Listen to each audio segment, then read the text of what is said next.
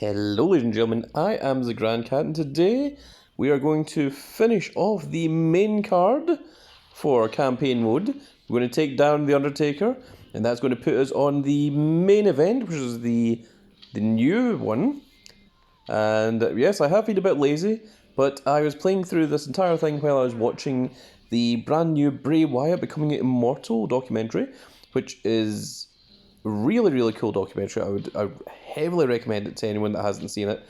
It really makes you fall in love with the character of Bray Wyatt all over again. It's just a really cool documentary that goes over everything from his entire career, from the beginning all the way right up until the end, and even potentially what could come next. Of course, obviously, there won't be anything from Bray Wyatt, but the existence of Bray Wyatt, I think, is something that can be continued on. I also think it's a bit of a shame that he's not going into the Hall of Fame this year, because I think this year would be in the perfect time for him.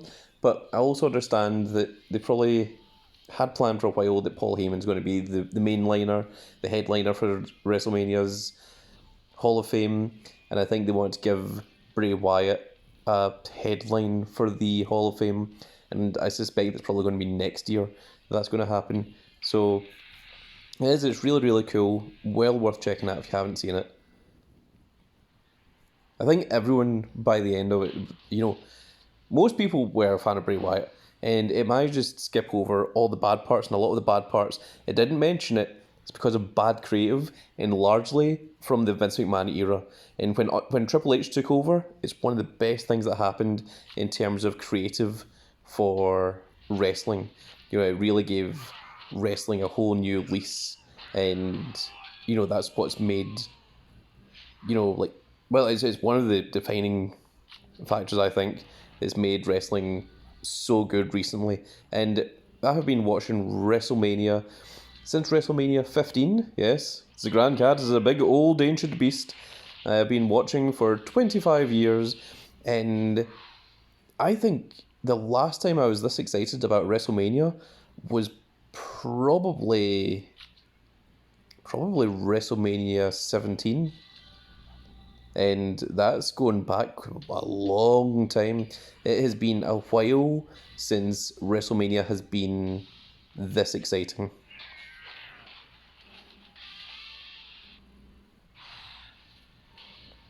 So really looking forward to it. I think wrestling is in a fantastic part right here. So I'm real excited for this upcoming weekend for WrestleMania. Currently, the point that I'm recording this is right before Raw is about to hit the air. It's going to be the last Raw before WrestleMania. I'm really excited about watching that as well.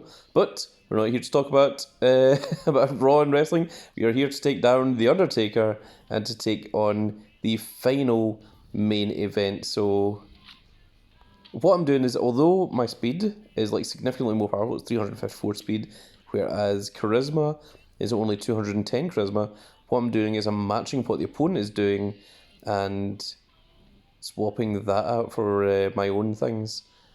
So that's what my goals are here, to make sure that I can actually, because you see that these stats are quite a bit stronger than what we've been used to.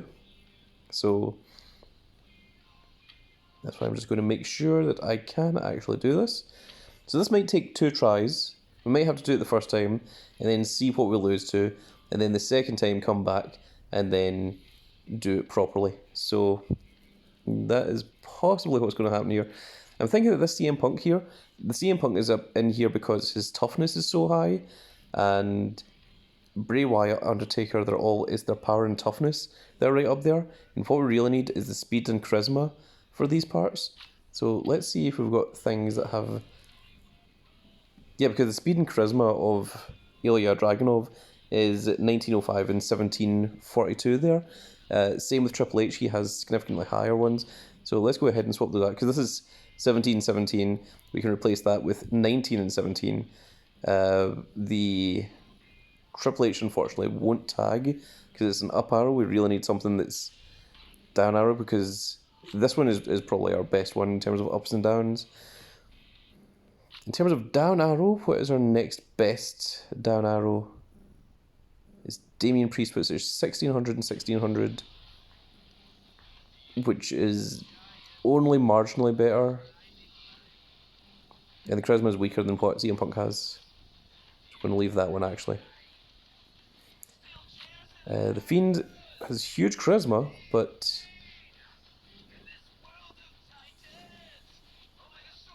18 and 17. Yeah, we need that speed there from Gunther. So let's try this and see what happens.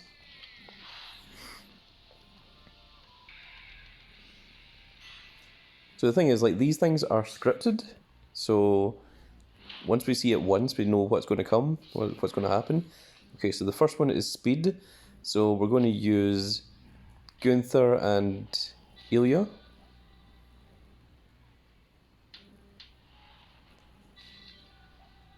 So those are both 1900s, 1904 and 1907. Okay, so we can win that one. We do have a super move here, if we need it. So the next one is charisma.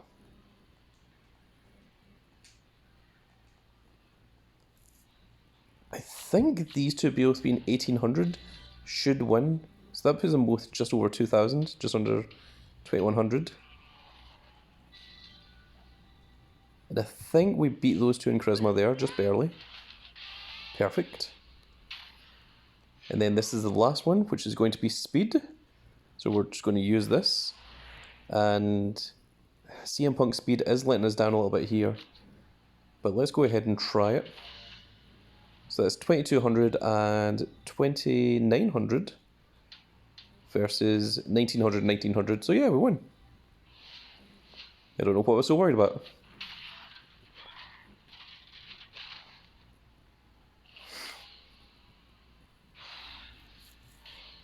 If I'd done that earlier, then I would have got myself the special edition Shawn Michaels. Unfortunately, it's only the first 1,000 people that get it. So there we are, we have fully 3-starred every single thing here in the main card. And now, we can now begin the main event.